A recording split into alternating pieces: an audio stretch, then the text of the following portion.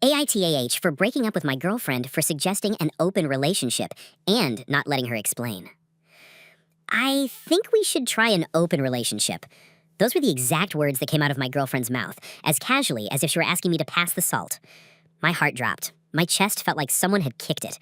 We were sitting in her apartment, half-finished dinner on the table when she said it. I didn't even let her finish her sentence. I stood up, grabbed my jacket, and told her it was over. No discussion, no explanation, no, let's talk about it. Her eyes widened like she hadn't expected me to react so fast. She reached for my arm, saying, "Wait, that's not what I mean, just hear me." But I pulled away. I walked out of her door and slammed it behind me. And that's when the texts started blowing up my phone, one after the other, long paragraphs, frantic apologies, begging me to just listen before making up my mind. But I didn't. I blocked her number. And here's the part that keeps me awake at night.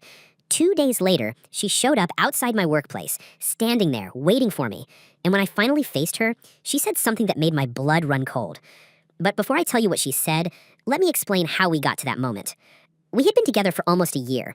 Things weren't perfect, but I thought we were solid. She had this energy that drew people in. Funny, smart, the kind of person who can make friends anywhere. I was quieter, more reserved, but she always said that's what she loved about me, that I grounded her. At first, everything was great. We traveled a little, had lazy Sundays together, swapped Spotify playlists like teenagers. I thought we were building something real. The cracks started small. She began going out more without me. Girls' nights that ended at 3 a.m. Vague explanations about who she was with. I brushed it off at first because I trusted her. But then came the late-night phone buzzing. The screen flipped over so I couldn't see. I asked once, and she laughed it off, saying I was being paranoid. Still, I tried to shake it off. I told myself not to be insecure. Then came that night at her apartment. We were supposed to be celebrating. Her job had just promoted her. We ordered takeout, opened a bottle of wine, and for a while, it felt normal again. Then, right in the middle of laughing about some silly video, she looked me dead in the eyes and said it. I think we should try an open relationship. The way she said it, so calm, like she'd been rehearsing it, that was the moment I snapped. I didn't want to hear reasons or explanations or what open meant to her. All I heard was, "You're not enough." So I ended it right there. The hours after were a blur. I kept replaying it in my head. Was she already seeing someone else? Was this her way of easing me into the truth, or was it some messed up test to see how I'd react? She tried to call me nonstop. Then came the emails. I didn't read them, just saw the subject line stacking up. "Please let me explain. I didn't mean it that way. You don't understand." I didn't want to understand.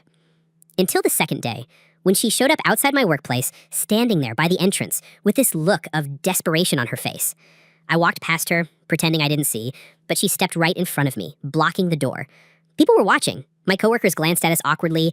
I couldn't ignore her anymore.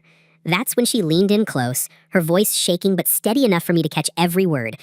"You don't know the whole story. You think I meant I don't love you anymore, but that's not it." I didn't say anything. My arms were crossed, my jaw clenched. She kept going. "The open relationship thing wasn't about me wanting to sleep around. It's about something else, something that I can't explain unless you actually give me a chance." I shook my head. "You asked me to open the door for other people. How am I supposed to take that?" Her voice cracked. "It's not what you think." And for a second, I almost softened. Almost. But then I remembered the late nights, the phone buzzing, the secrecy. I pulled back and told her it was too late. Whatever she was trying to spin, I wasn't buying it. Her face changed in that moment. The begging look was gone. She went quiet, almost cold. She whispered, "You'll see." Then she turned and walked away. That night, I barely slept. I kept telling myself I'd done the right thing, draw a hard line, protect myself. But underneath, I couldn't shake her words. "You'll see." The next day, things seemed normal again. I went to work, grabbed coffee with a coworker, tried to focus. I even laughed at a dumb meme someone sent me. For a few hours, I felt steady. Then I opened my email. There was a message waiting for me. Not from her.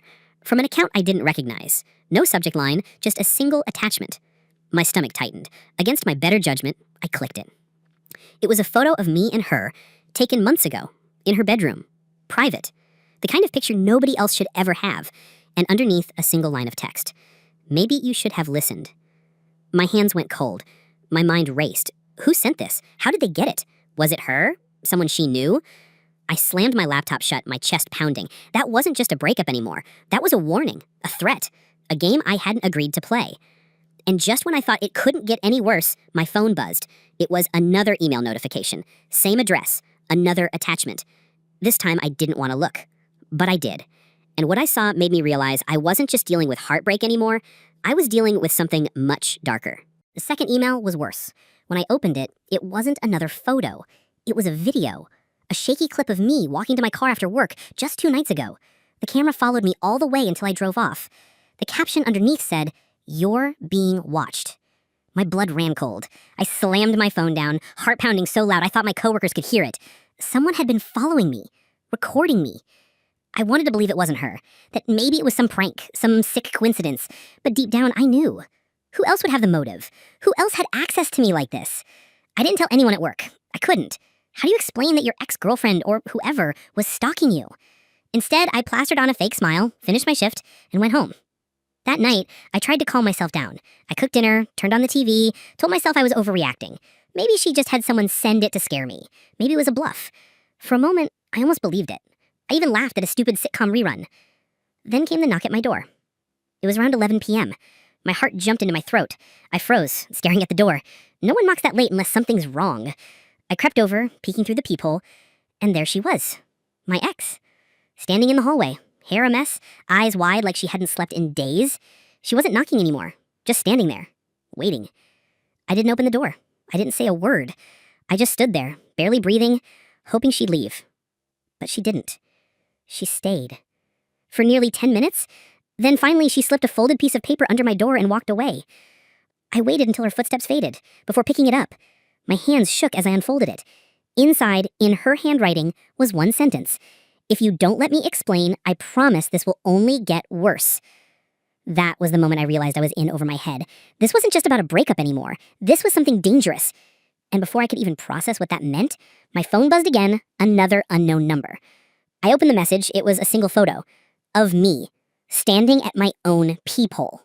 The photo of me at my own peephole nearly made me drop my phone. My stomach twisted so hard I thought I might throw up. That meant someone was right outside my door, close enough to take that picture, not 10 minutes ago, right when I was watching her through the peephole. I stumbled back, locking the deadbolt, shoving a chair under the handle. My mind spun. Was it her? Was she playing some sick game? Or was there someone else involved? I barely slept that night. Every creak of the apartment building, every car passing outside felt like it was meant for me. By the morning, I decided I couldn't just sit in fear. I called a close friend, one of the only people who knew about the breakup, and told him everything. He didn't laugh, didn't call me paranoid. He just said, "Man, you need to get proof. You need to know for sure if this is her." So that's what I did. I bought a cheap security camera and set it up in my hallway. If she came back, I'd finally have evidence. For a couple of days, nothing happened. No emails, no knocks at the door. I almost let myself believe it was over. I went to work, I ate, I even managed to sleep a little. Then on the third night, the camera caught something. At 2:47 a.m., the footage showed someone creeping up to my door. The light was dim, but I could make out the outline. A hoodie pulled tight, head low. They crouched down, slipped something under my door, then walked away. I paused the video, my pulse racing.